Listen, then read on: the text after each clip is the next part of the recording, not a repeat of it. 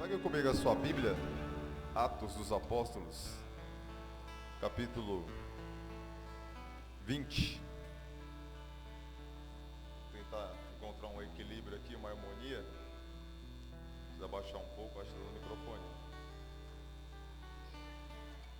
Atos dos Apóstolos, capítulo 20.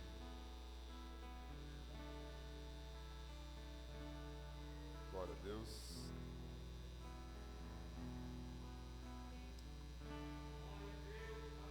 Se você quiser se colocar de pé, reverência à palavra.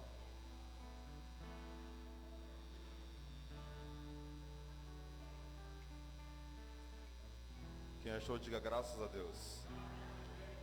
Quem não achou, diga assim comigo. Hoje, diga hoje, domingo, 17 horas, Escola Bíblica Dominical. Amém? Através das páginas sociais da igreja você encontra o link para a nossa escola bíblica. Nós vamos falar sobre propósito. Eu dou aula de teologia. Normalmente teologia você não encontra na grade dois assuntos em qualquer escola: reino de Deus e propósito. Para você estudar sobre isso, você vai ter que buscar por conta própria. Na última aula eu comecei a falar sobre propósito. Praticamente tive que suspender a tema da teologia, porque o pessoal só queria falar de propósito. Isso é muito bom. Atos capítulo 20, versículo 1, diz assim: cessando o tumulto, Paulo mandou chamar e tendo-os confortado, despediu-se e partiu para a Macedônia. Havendo atravessado aquelas terras, fortalecendo-os com muitas exortações, dirigiu-se para a Grécia. Versículo 7 agora. No primeiro dia da semana, estando nós reunidos com o fim de partir o pão, Paulo, que devia seguir viagem no dia imediato, exortava-os e prolongou o discurso até a meia-noite. Havia muitas lâmpadas no cenáculo, onde estávamos reunidos. Um jovem chamado Eutico, que estava sentado numa janela, adormecendo profundamente durante o prolongado discurso de Paulo, vencido pelo sono, caiu do terceiro andar abaixo e foi levantado morto. Descendo, porém, Paulo inclinou-se sobre ele e, abraçando-o, disse: não vos perturbeis, que a vida está nele.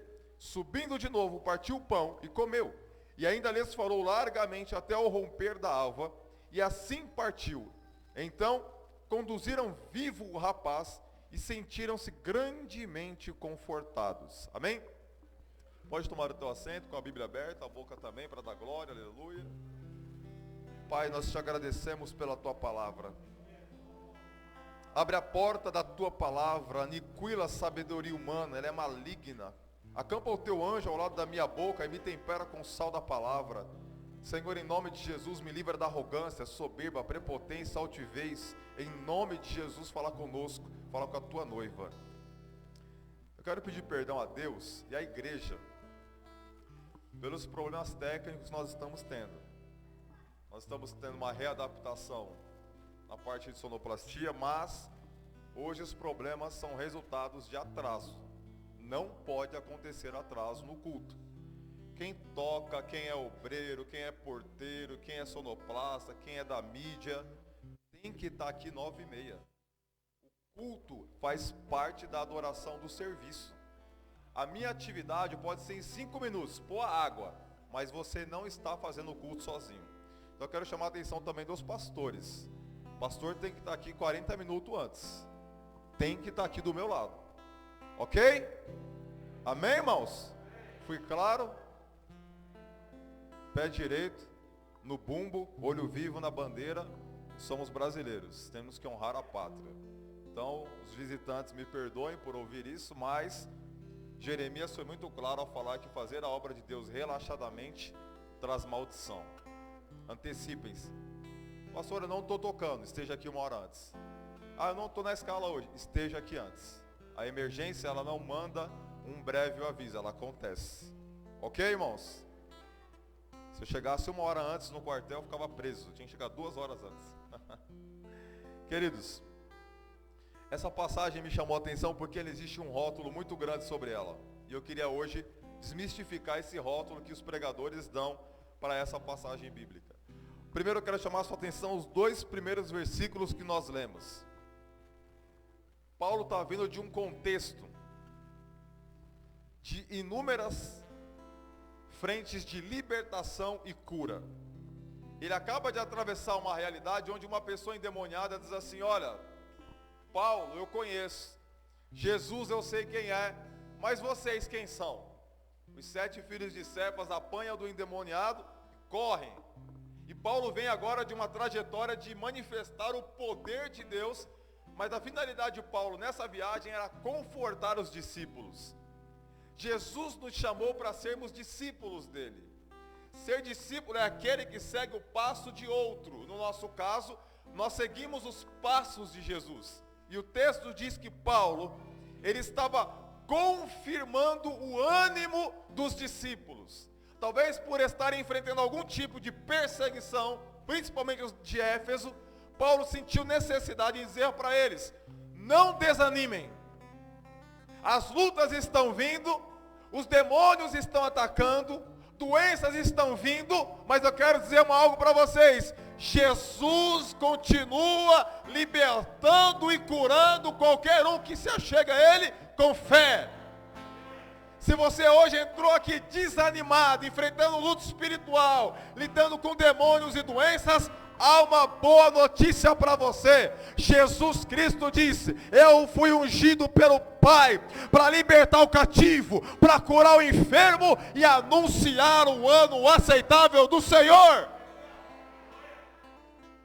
Depois Jesus, ele orienta aqui através de Paulo algo interessante. Veja, o primeiro dia da semana. Diga comigo, primeiro dia da semana. Qual é o primeiro dia da semana? Que dia que é hoje? Que dia Jesus ressuscitou? Que dia ele se encontrou com os discípulos? Que dia a Bíblia diz que será o dia do Senhor?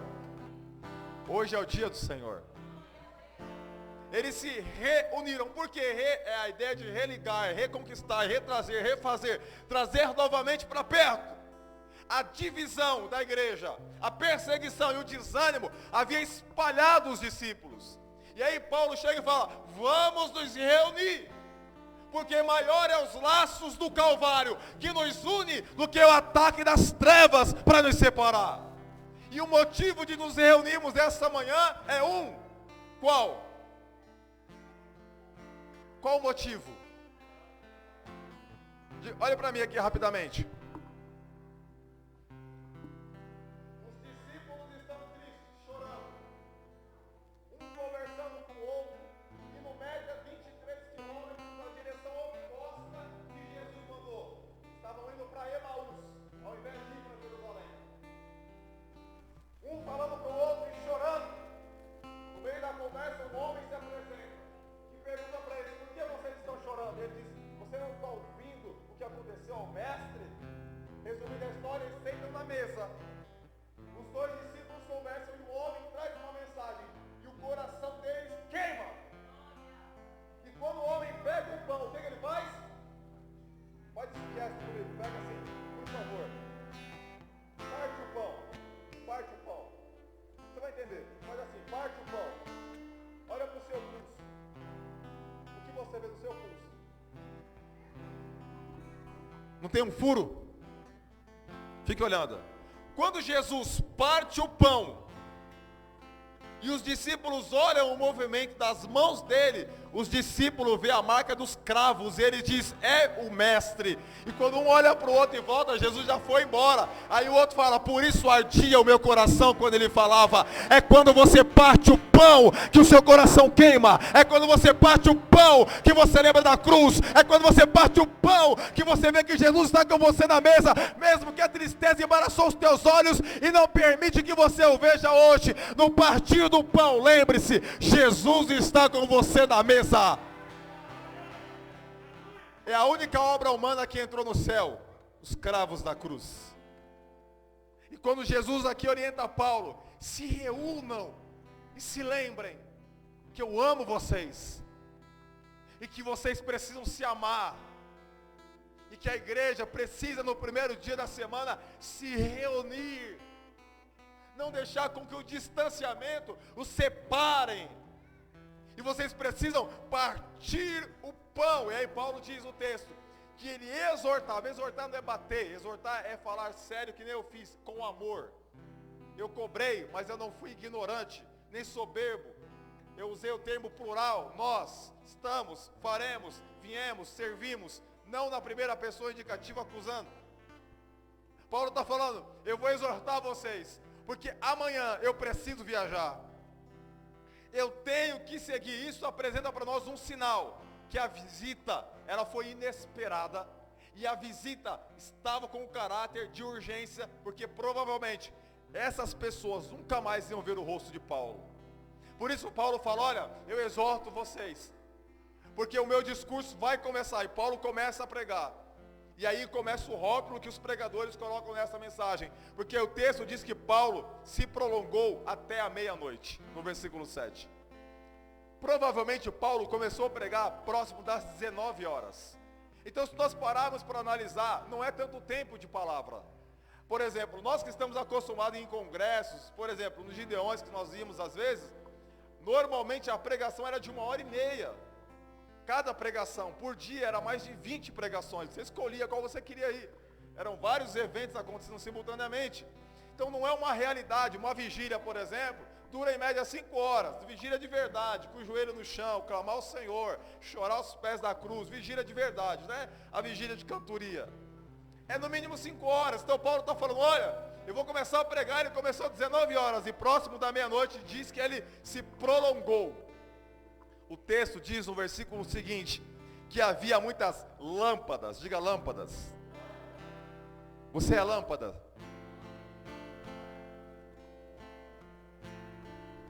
Haviam lâmpadas acesas. Me orienta do horário, Patrick, por favor, não deixa eu passar de 30 minutos. Diga cenáculo. Cenáculo no grego aqui é uma palavra que demonstra o altar superior, o quarto de cima, o lugar da reunião. Vocês se lembram? Olha para mim, por favor, preste bem atenção que Deus está falando conosco.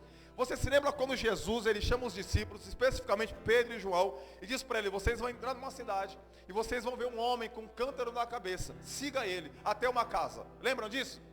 Foi a última Páscoa e a primeira ceia do Senhor Jesus, antes da crucificação. E aí Jesus falou para eles, quando você vê esse homem, siga ele até uma casa. E quando vocês chegarem na casa, pergunte ao dono, aonde nós vamos participar da Páscoa. E aí os discípulos olham, entendem e seguem a obediência. Foi o que o pastor Sunê pregou aqui. E quando eles entram na cidade, por que Jesus mandou o homem? Porque um homem com cântaro na cabeça, o costume de buscar água era de quem? Quem foi que encontrou com Jesus no poço? Aonde encontrou-se a esposa de Isaac? No poço. Era um hábito da mulher buscar água. A responsabilidade da mulher é buscar água e deixar a lâmpada acesa dentro de casa. O marido chegar da caça e encontrar água para beber e luz para iluminar o caminho.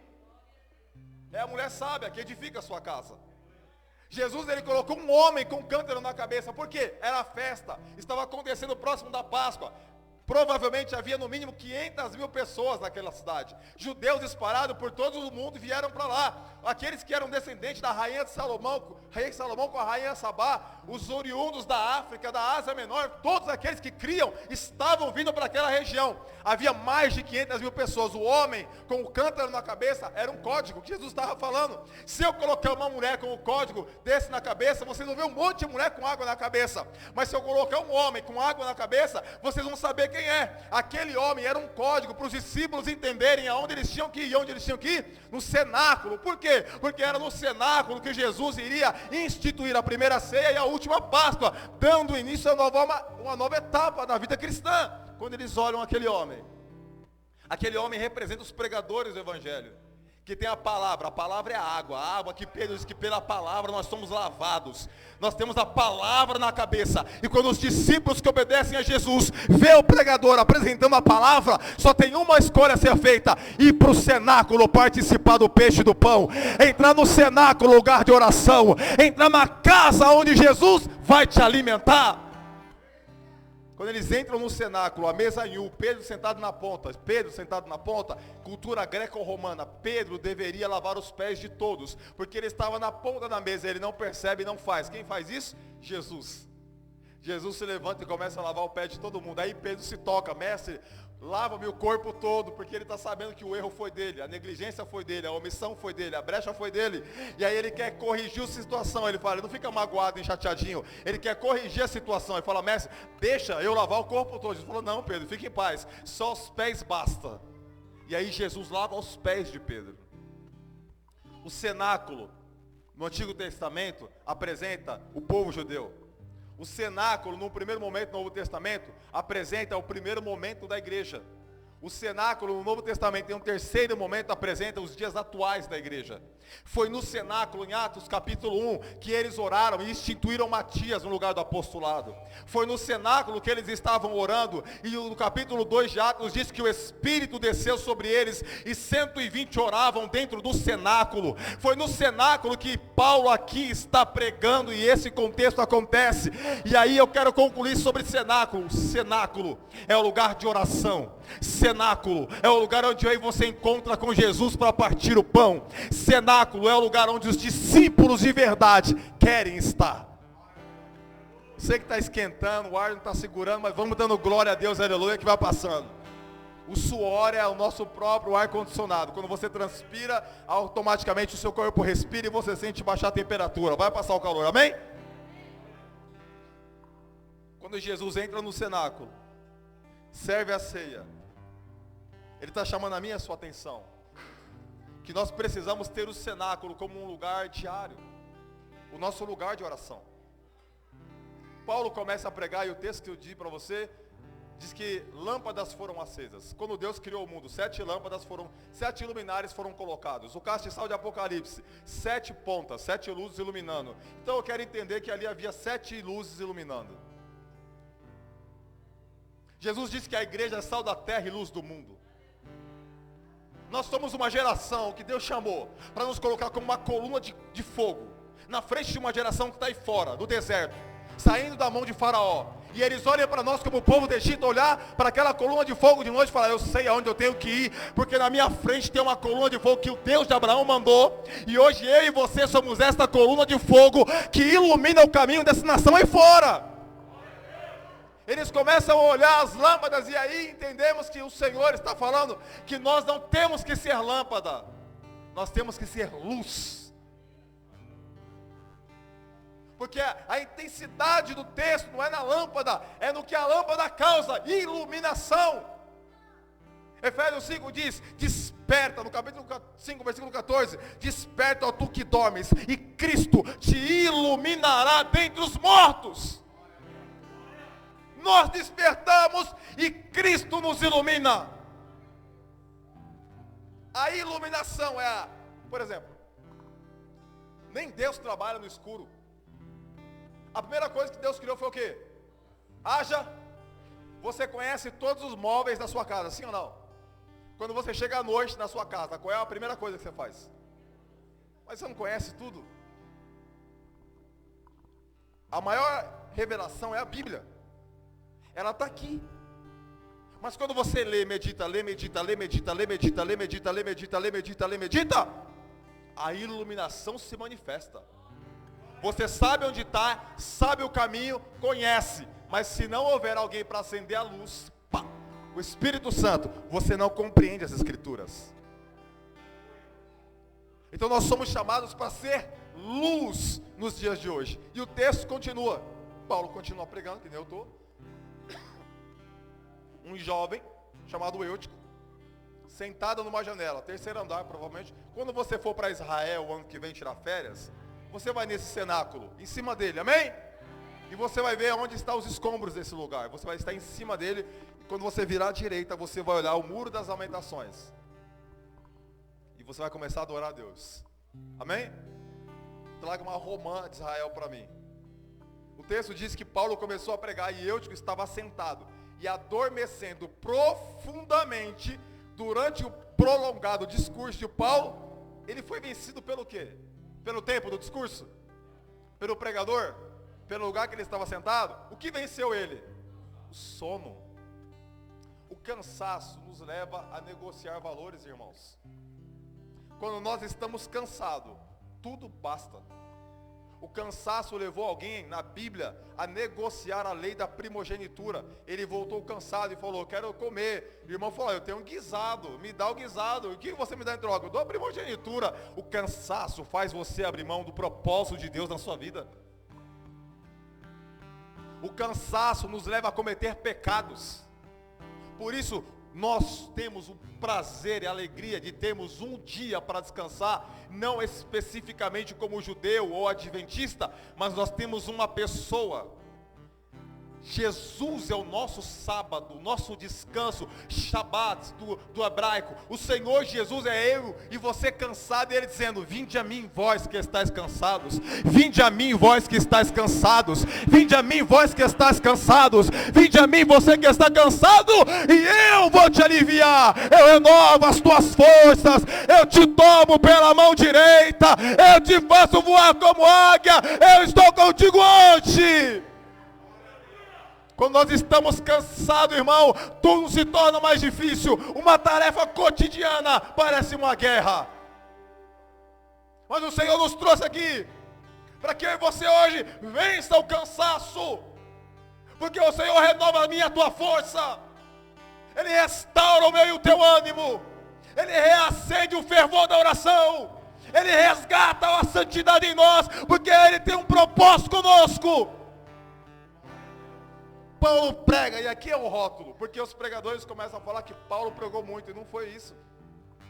E qual é o outro rótulo que eu já cometi esse erro? Criticar o ouvinte. Então, para nós que pregamos um texto bíblico, não lembro se agora é a 1ª ou 2 Timóteo 2, mas diz: insta, pregue a palavra, dentro e fora de tempo, pregue a palavra. Às vezes nós, pelo cansaço, digo por mim, ao pregar falo coisas desnecessárias. Ao pregar recorro a histórias, filosofias e coisas pessoais que não deveriam chegar ao púlpito.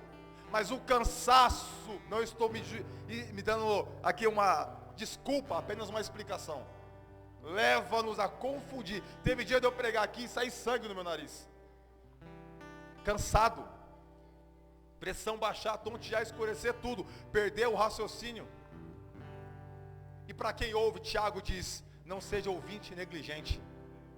Ao ouvires a palavra, seja zeloso e segue o padrão dela. Então, para mim que prego a palavra. Para você que ouve, não seja negligente ao ouvir a palavra. O texto continua. E obrigado, Patrick. Me fala do horário, por favor. Ele começa a tontear, tá calor aqui. Se quiser apagar as duas luzes do fundo para diminuir a temperatura. Ele começa a sentir um pouquinho o sono. É bom andar com sono, irmão? Meu pai fala assim: às vezes o sono é melhor que um prato de comida. Porque com fome você ainda consegue fazer algumas coisas. Com sede você ainda consegue. Agora com sono, você perde a coordenação do seu corpo. E o porquê Eutico estava desse jeito? O nome Eutico, ele é um nome da cultura greco-romana. E provavelmente Eutico é um nome comum para escravo. Provavelmente ele trabalhava muito. Por ter um nome de escravo, talvez a sua função profissional não atendia às normas de laboral de trabalho. As normas trabalhistas que nós temos hoje. Então provavelmente Eutico era aquele tipo de pessoa que levantava 4, 5 da manhã, trabalhava até as 7 da noite, e ele foi direto para o culto, porque ele queria ver Paulo. Ele foi direto para o culto, porque ele queria partir o pão. Ele foi direto para o culto, porque ele queria ver a igreja. Ele saiu direto da corda da luta e foi do labor para a igreja, porque o desejo dele estar com a igreja era maior do que o cansaço. O desejo dele partir o pão foi maior que a luta do corpo. E aí, às vezes nós pregamos, olhamos para alguém e vê a pessoa aí, tá batida, não entende, começa a criticar. Às vezes a pessoa veio direto do hospital, veio direto do serviço, teve um problema no caminho, passou alguma situação, chegou aqui e ela quer encontrar um refrigério, encontra eu pregando, criticando. Então por que Eutico provavelmente foi vencido pelo sono? Não é porque ele não queria ouvir a palavra, não é porque ele era um jovem preguiçoso que dormia até o meio-dia, não. Ele estava com sono porque ele estava cansado fisicamente. Ele veio direto do trabalho, mas ele queria ensinar algo para nós.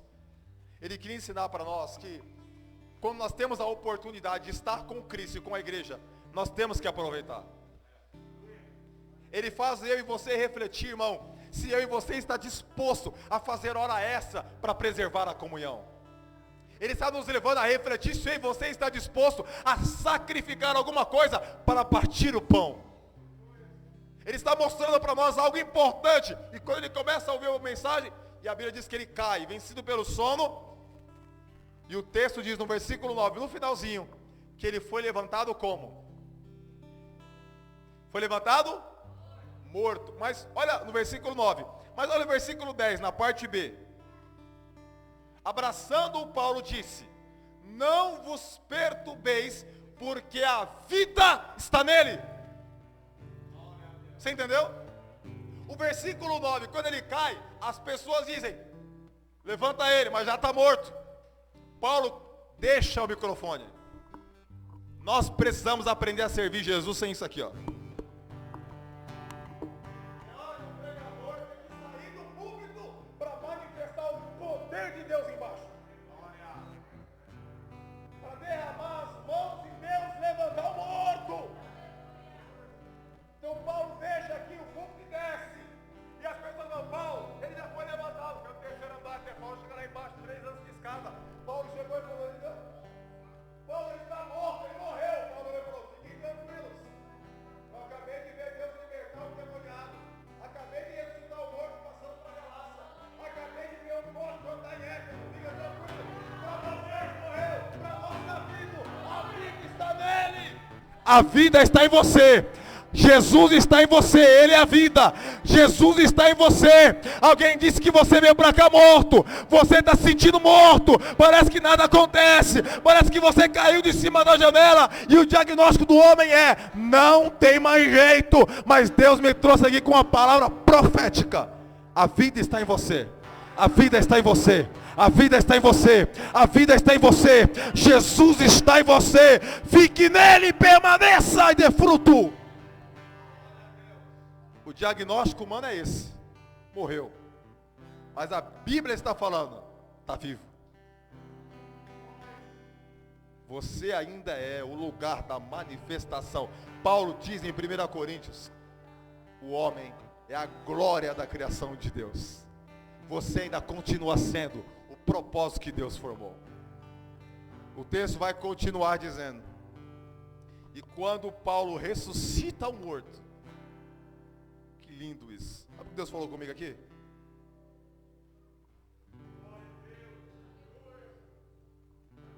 O poder de Deus sobre a sua igreja. Igreja, escute bem o que eu vou te dizer. Nós não podemos ser uma igreja pródiga para esse mundo pródigo. O que o Espírito Santo quis me mostrar aqui é que nós precisamos de novo buscar esse poder para exercer o ministério de Jesus na terra. Eu não sei quanto a você, mas eu tenho perspectiva de pôr a mão sobre um morto e ele levantar do caixão. Eu tenho perspectiva de ver um cadeirante andar como já vi. Eu tenho perspectiva de ver o canceroso curado. Eu tenho perspectiva de ver o cego ver. Eu tenho perspectiva de ver o surdo ouvir. Eu tenho perspectiva de ver o meu Jesus continuar fazendo milagre. E você tem? Essa semana aqui na igreja, nós pegamos algumas cestas básicas que recebemos e fomos entregar. E uma pessoa na live de quarta-feira, nem da nossa igreja não mora aqui, falou assim: vocês podem me ajudar? Aí o pessoal entrou no particular e conversou com ela. Ela veio aqui, quando a pessoa quer, ela vem. Falei, irmã, eu não posso te levar a cesta aí. Você pode vir buscar? Ela me dá o endereço e o horário. Eu até me assustei, porque é difícil isso acontecer. Eu já tive situação como pastor de levar a cesta básica para alguém, e por não descer as escadas com a cesta básica, a pessoa ficou com raiva de mim. Essa pessoa, ela veio buscar a cesta básica aqui na igreja. Eu nem sabia para que era, eu não fico bisbilhotando. Ela levou a cesta básica. No outro dia ela mandou as fotos. Ela entregando para uma senhora que não consegue sair da cama, que já está no findar da vida. E depois ela mandou várias fotos, ela orando nas UTIs agora, essa semana. E ela colocou assim na mensagem, irmã, que ela mandou para uma irmã da igreja. Eu não converso com mulher que eu não conheço por WhatsApp. Ela mandou para a irmã da igreja de missa, ela falou assim, irmã, sabe por que eu peguei essa cesta básica? E sabe por que eu estou visitando os hospitais? Deus me curou do câncer. E a forma de gratidão que eu tenho é todos os dias levantar e ir na UTI orar, porque se Deus me curou, Ele vai curar mais alguém. Se Ele arrancou o câncer da minha vida, Ele vai arrancar de mais alguém. Eu estou pregando para alguém que é discípulo de Jesus, que tem fé no Deus vivo e crê que você vai ser instrumento dEle para curar alguém. Aleluia! Precisamos resgatar este poder na igreja. Jesus caminhava e João falou, vai lá, discípulos, e vejam o que ele faz. Os discípulos de João vão lá, olham, opa, e volta correndo, e João preso, prestes a morrer. John, Jesus Christ, oh, João perguntou, e o que ele faz? Aí os discípulos responderam, os cegos veem, os coxos andam, os surdos ouvem. João diz, seguiu, Ele é o Cristo, Ele é o Messias, segue Ele. Está preparado para ser seguido? Está preparado para Deus te dar essa semana? Na sua escola, no seu trabalho, na sua rua, aonde você entrar, você é um agente de Deus para manifestar o reino dEle. Jesus chegou no lugar e falou, é chegado o reino do meu Pai. O homem que estava sentado à beira do caminho levantou, jogou a capa e saiu seguindo Jesus. Terminando aqui, o texto diz que Paulo, depois que ele fez esse manifestar, ele volta para o cenáculo. Porque, irmãos, a nossa vida espiritual era uma constante. Eu posso orar uma semana certinho e ficar um mês sem orar, não dá. Tem que ser uma constante. Paulo volta para onde? Para o cenáculo. Quando Paulo volta para o cenáculo, o texto diz que Paulo falou largamente até o romper da alva. Quem estava bravo porque Paulo pregou das 7 à meia-noite, depois disso de partir o pão, ouviu Paulo pregar até às 6 da manhã. A Santa Ceia tem um poder curador, restaurador e revitalizador para o corpo humano. Adão comeu, pecado entrou. Você vem ao pão, come, a vida entra, a cura entra, o poder entra, salvação entra, restauração entra. O pão é a comida universal do mundo. Adão pegou, por um só homem entrou o pecado. Jesus na cruz e você até Jesus, por um só homem entrou a salvação. Eu não sei o que você está passando. O que eu sei é que Deus falou para mim como um ministério de servo, de escravo, eu quero que a minha igreja volte a andar no poder do Espírito. Eu estou procurando discípulos. Eu não espero nada de quem é membro de igreja. Eu não espero nada de quem gosta de ouvir o Evangelho. Eu não espero nada de quem gosta de ouvir um louvor. Eu amo você. Mas de discípulo, eu espero sinais, maravilha, fruto e a glória de Deus se revelar sobre você. Lembra Jesus? Contava uma parábola para 15 mil. E depois, os discípulos falavam, mestre, explica-nos a palavra. Porque a multidão está satisfeita com o milagre. Mas quem é discípulo participa do milagre e quer a explicação da palavra.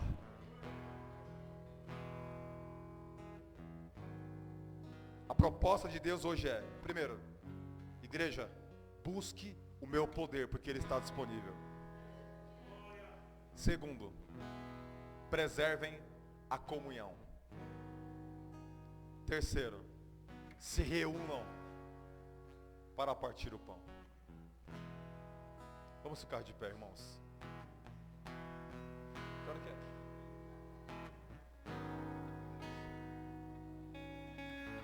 Talvez você está passando por um embate espiritual.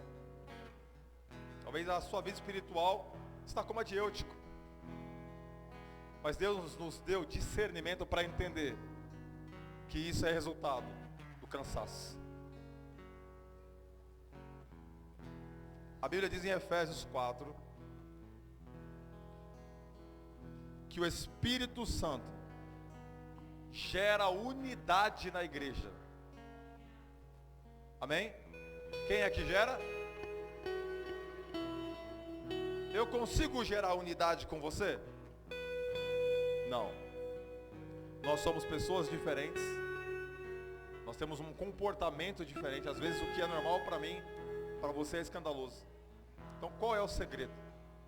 Paulo diz, olha, o Espírito gera unidade, mas a igreja preserva.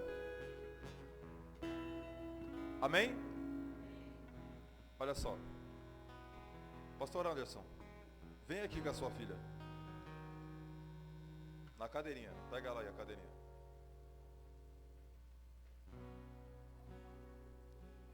Vem cá, Cleidiane.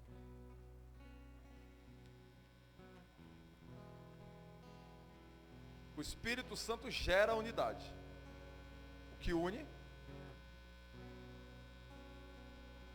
E eles, vocês já pegaram, ontem eu vi a irmã Cleidiane 2 horas da tarde na rua, um sol bravo, né? E ela estava com o quê? Com guarda-chuva. Por que estava com guarda-chuva? Se nós é black mesmo, por quê? Por que estava com guarda-chuva? Para proteger ela do Jesus da unidade em nós. Mas aí você tem que proteger. Mágoa para fora do guarda-chuva. Rancor para fora do guarda-chuva. Amargura para fora do guarda-chuva. Acusação para fora do guarda-chuva. No que depender de mim, eu vou proteger o que Deus me deu. Aleluia. Ó, pai, mãe, tio, irmã, todo mundo ali com ela no ponto, ó. Mó sol, mas todo mundo se preocupando com ela. Irmão, nós temos que preservar essa unidade que Deus nos dá. O Espírito Santo vem e gera unidade entre você e o irmão. A mágoa, a amargura e rancor, elas anestesiam por um período o nosso coração. Mas se nós não tirarmos isso do coração, nos adoentamos. E começamos a matar o nosso corpo físico. Aí vem depressão, perca de peso, ganho de peso, doenças da pele, insônia, irritabilidade, falta de apetite. Você precisa, junto comigo, lembrar o que a Bíblia diz e falar: ame uns aos outros, assim como Cristo vos amou. Preservar a unidade, custe o que custar. Não importa o que falaram da Edna para mim. Eu conheço a Edna. É minha irmã em Cristo. Eu vou arrazoar com ela. E nós juntos vamos orar e resolver isso. Amém? Curve sua cabeça por um instante. O poder de Deus está disponível. Se Deus trouxe você aqui, você é o canal dele na terra. Não vai descer o anjo do céu, vai ser você. O anjo da terra. Deus vai te usar. Senhor, em nome de Jesus, obrigado pela tua palavra. Eu confesso que o cansaço às vezes tem nos feito cometer erros, pecados, e roubado de nós muitas vezes a força e a fé. Tem nutrido em nós muitas vezes sentimentos maus, porque a capacidade de pensar cansado é muito complexa. Senhor, em nome de Jesus, eu quero pedir nessa manhã aquilo que o profeta Isaías escreveu. O Senhor dá vigor ao cansado. O Senhor restaura as forças ao que não tem nenhum vigor. Senhor, dá vigor para a sua igreja. Senhor, sara teu povo. Senhor, dá forças para esse obreiro, para esse músico, para esse irmão e irmã que entrou aqui hoje sem forças, que espiritualmente está a ponto de uma queda, pelo cansaço, pelas lutas ou o pecado. Mas eu sei de uma mão forte, santa, que nos livra disso. Ou até mesmo se nós já caímos da janela, Senhor, eu acredito sim, que o Senhor envia os teus anjos para nos socorrer. E que o Senhor nessa manhã está nos visitando e restaurando o nosso ânimo. Em nome de Jesus, encoraja o teu povo hoje a andar na força do teu Espírito, meu Pai. Ajuda-nos. Como Paulo escreveu, é na minha fraqueza que o seu poder se manifesta. Ó Deus, é hoje na fraqueza nossa, nas nossas limitações, Senhor, fortaleça-nos. Irmão e irmã, esta manhã seja recebedor da força de Deus, seja recebedor do poder de Deus, seja alvo da graça de Deus, seja alvo da misericórdia de Deus, seja alvo da bondade de Deus. Ó Deus, toma o seu povo pela mão esta manhã, Senhor. Em nome de Jesus, nós vamos agora cantar um hino ao Senhor. Vamos cantar um cântico de adoração ao Senhor. E eu creio que as cadeias vão cair por terra. Eu creio que as barreiras, elas vão cair por terra. E que nós seremos restaurados para o novo período, no partir do pão. Ó Deus, nós te agradecemos em nome de Jesus. Recebe este louvor agora, meu Pai. E manifesta em nós a tua graça. Mais do que palavras bonitas, mais do que decorar um versículo, mais do que uma boa oratória. Ó Deus, é o meu desejo de ver a tua noiva cheia do Espírito Santo. Ajuda-nos agora, Pai. Enquanto louvamos, as ofertas serão tragas, e você adore a Deus com elas também.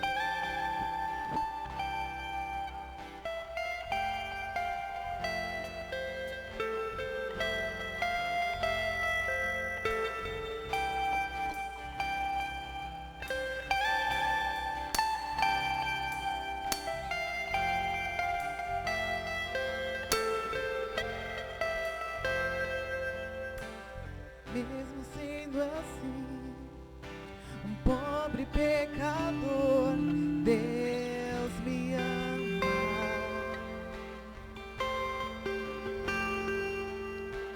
Mesmo sendo falho, mesmo sem merecer, Deus me ama.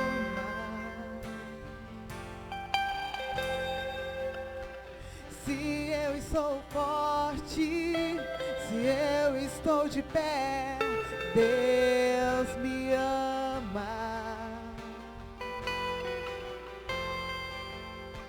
Se eu estou fraco, se eu estou caído, Ele não deixa de me amar. Sem o teu amor, sem o teu perdão, o que seria de mim? Deus me amou tanto que entregou teu filho pra morrer em meu lugar.